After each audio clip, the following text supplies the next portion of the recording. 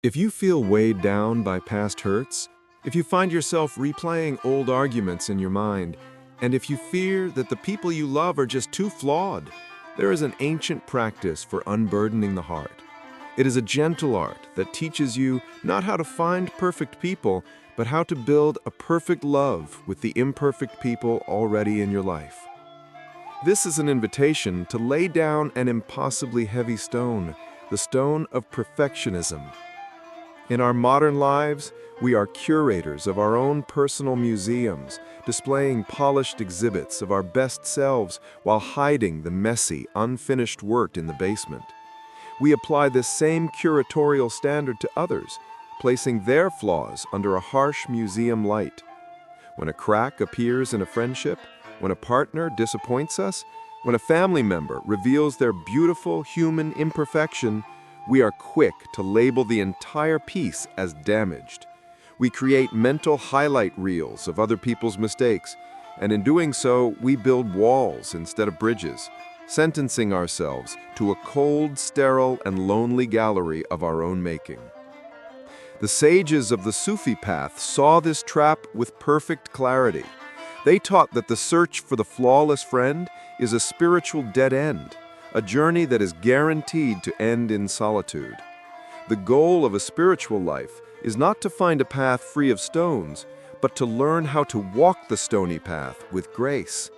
The measure of a relationship's strength is not the absence of wounds, but the presence of a sacred art, the art of healing. To learn this art, we must journey into a landscape that mirrors the stark truths of the heart, the desert. There, a timeless story of two friends provides us not with a simple moral, but with a profound technology for the soul. It is a guide to spiritual memory management, a way of organizing the archives of your heart so that you can travel light and travel far together. Two friends embarked on a journey across a vast and unforgiving desert. As the days wore on, the relentless sun and the scarcity of resources began to fray their nerves. In the crucible of such hardship, a trivial disagreement escalated into a heated argument. In a flash of anger that he would later regret, one friend struck the other across the face. The one who was hit felt the sharp, stinging pain of the slap, but this was quickly overshadowed by the deeper, colder pain of the betrayal. It was a wound to the soul. Yet, in the heavy silence that followed, he did not retaliate. He did not shout. He simply bent down and with his finger traced a sentence into the soft, sun-baked sand. "Today, my best friend slapped me." They walked on, the silence between them as vast as the desert itself. After what felt like an eternity, they saw the shimmering green of an oasis on the horizon. It was a gift, a promise of life. Eager to wash away the heat and the tension, they went to bathe in the cool water. But as the friend who had been slapped made his way into the pool, he suddenly found himself caught in a hidden patch of quicksand. The more he struggled, the deeper the treacherous mud pulled him down. A primal fear gripped him as he began to sink. Just as his head was about to slip beneath the surface, his friend, the one who had struck him, dived in without a second thought. He fought against the powerful suction of the bog, and with a surge of desperate strength, pulled his friend to the safety of solid ground. After the terror subsided and his breathing returned to normal, the rescued friend walked to a large, weathered rock at the water's edge. He picked up a sharp stone and began, with great effort and deliberation, to carve a new sentence into its unyielding surface. "Today, my best friend saved my life." His friend, who had watched all of this unfold, was deeply perplexed. He finally broke the silence. "I don't understand," he said. "When you hurt me, you wrote it in the sand. But now you have carved this into stone. Why?" The other friend looked at him, his gaze clear and steady, free from the shadow of the earlier conflict. He replied with a wisdom born of the desert's stark clarity. "When someone hurts us, we should write it in the sand, so that the winds of forgiveness can come and erase it away. But when someone does something good for us, we must engrave it in stone, so that no wind can ever blow it away. This simple parable is a masterclass in the art of emotional resilience. It offers us a powerful choice, a way to consciously design our inner world. The heart will inevitably experience both injury and grace. A life of connection depends entirely on knowing which medium is appropriate for each experience. The hurts, the slights, the unintentional wounds, these are to be written in sand.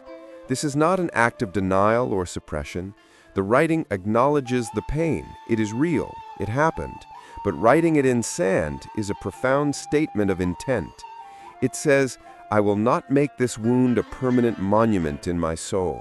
I will not build a temple to this grievance." Sand is, by its nature, impermanent.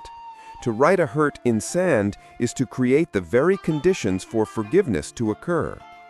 The winds of forgiveness can be a gentle passage of time, a sincere apology, or, most powerfully, our own conscious decision to let go. Holding on to resentment is like trying to carry a fistful of sand through a windstorm.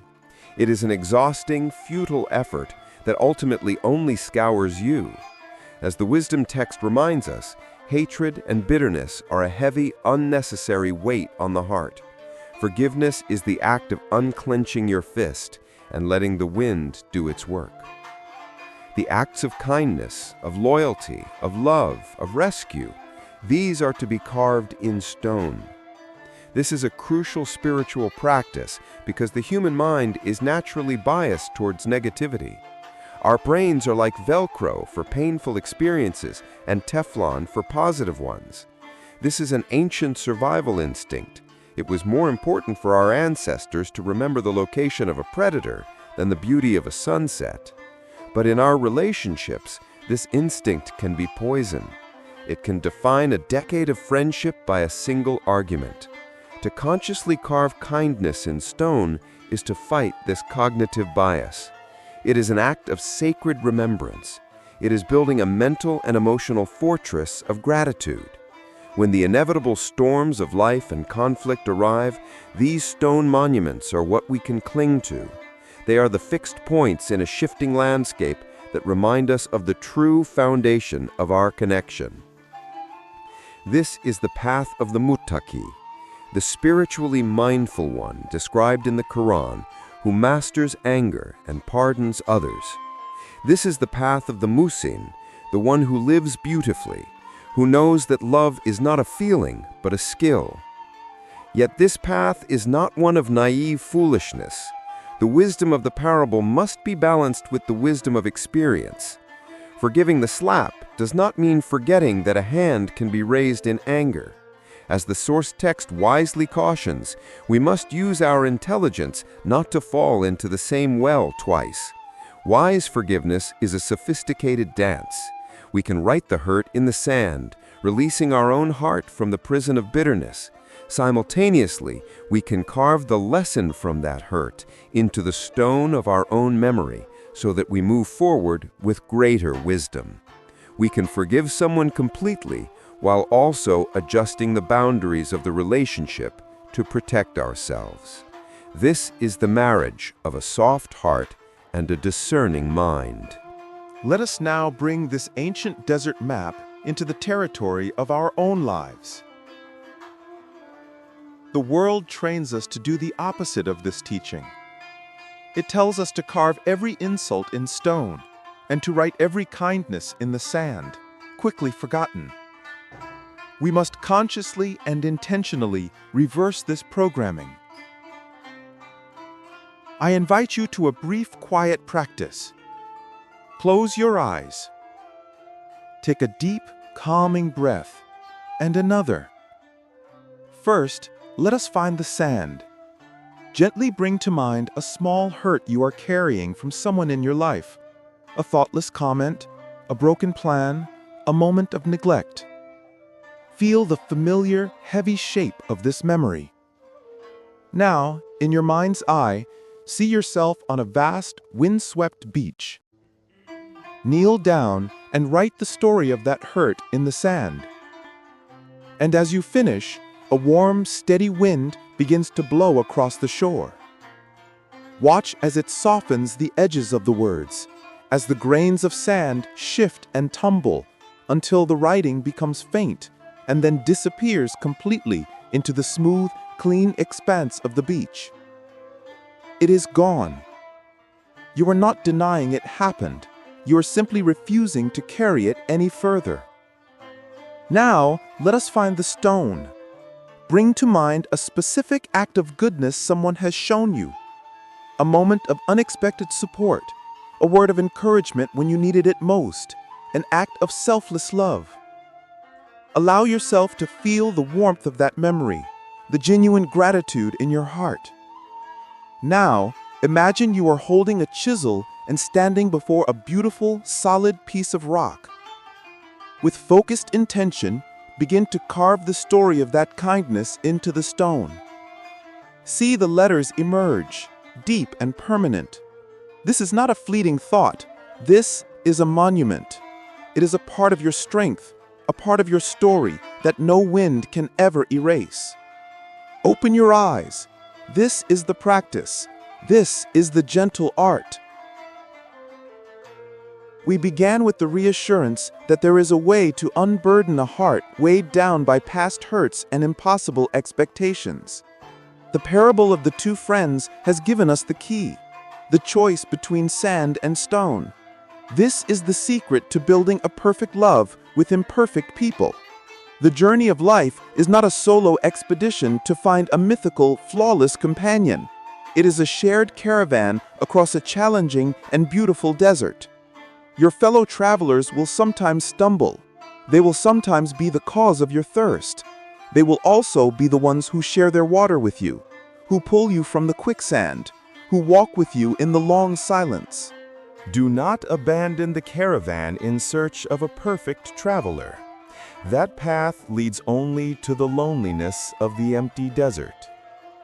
Instead, become a master of the desert's wisdom. Carry with you a soft heart that knows how to write in the sand, and a strong soul that knows how to carve in stone. Hold the memory of the rescue more firmly than the memory of the slap. In doing so, you will not only unburden your own heart, you will become the oasis for others.